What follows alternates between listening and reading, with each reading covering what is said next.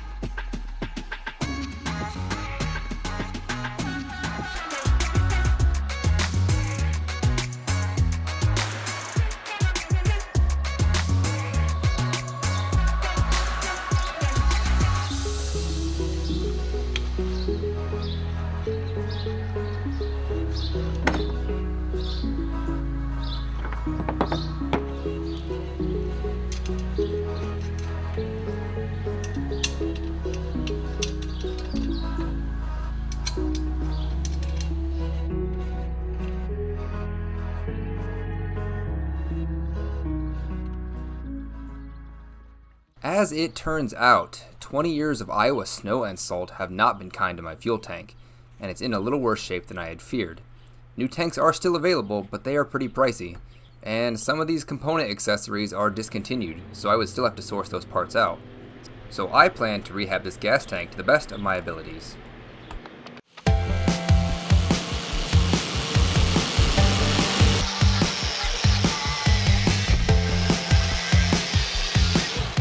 Taking care of all the rust revealed an extremely pitted and perforated fuel tank. I guess the rust belt was a little too aggressive. To take care of all these now pinholes that would leak fuel vapor out into the open, I plan on using some JB tank weld to completely seal the tank once again, and then follow up with some rust encapsulator to keep it all from coming back. Since I don't know the next time I'll have the fuel tank dropped, I saw this as another opportunity to keep up with some more of the rust. And believe me, if you ever have the opportunity to let someone else do this job for you, just go ahead and let them, because things can quickly get out of hand.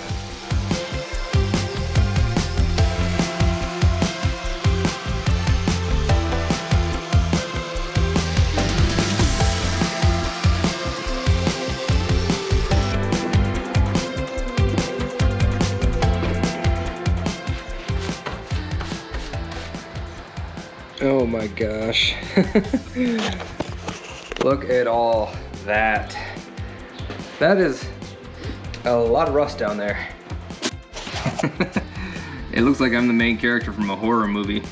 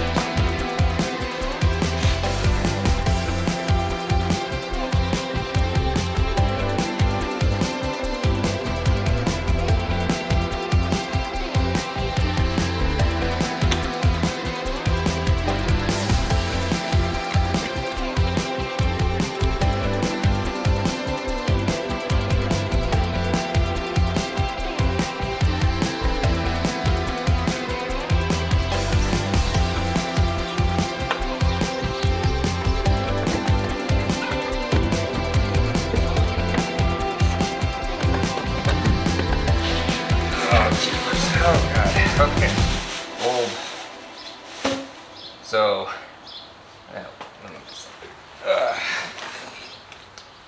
so this is actually going to be the dumbest part of the whole job, I think.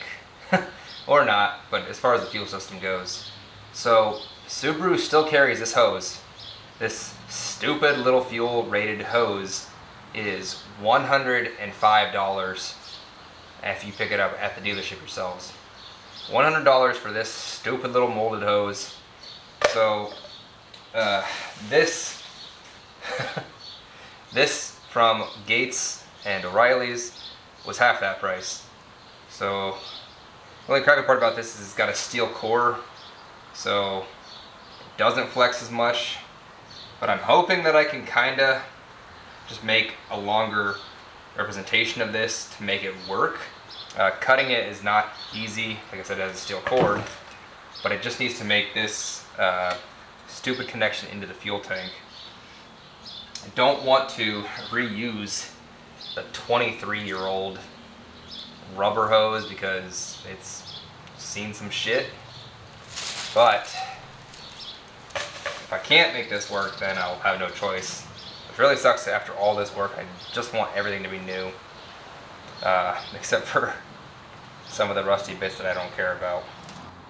Which I know sounds like a lot of work since I got this far, but I'm already 3 weeks into this job in my spare time, so I think I'm kind of ready for it just to be done.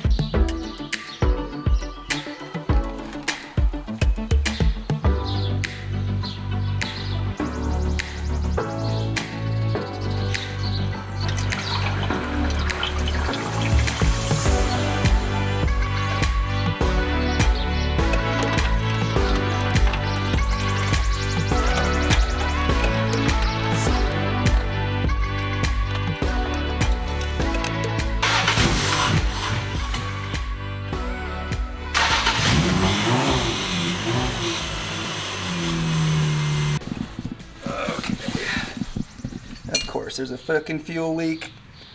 That sucks.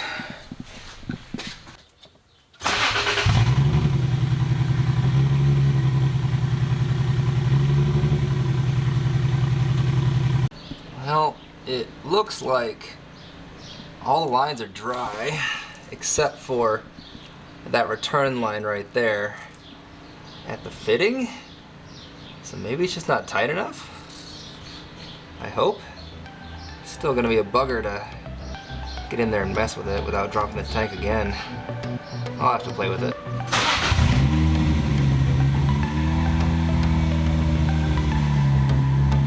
Aww. Hurt my shoe.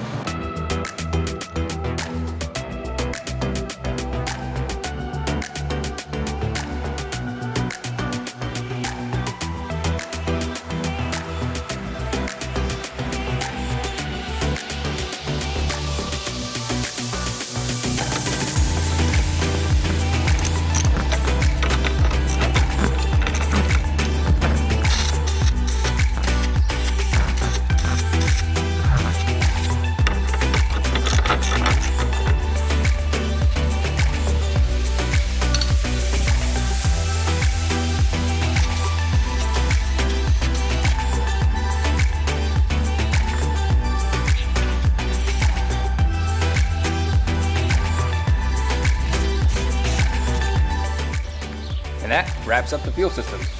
I will leave you guys with some other content for you guys to click and check out. Otherwise, we will see you in the next video.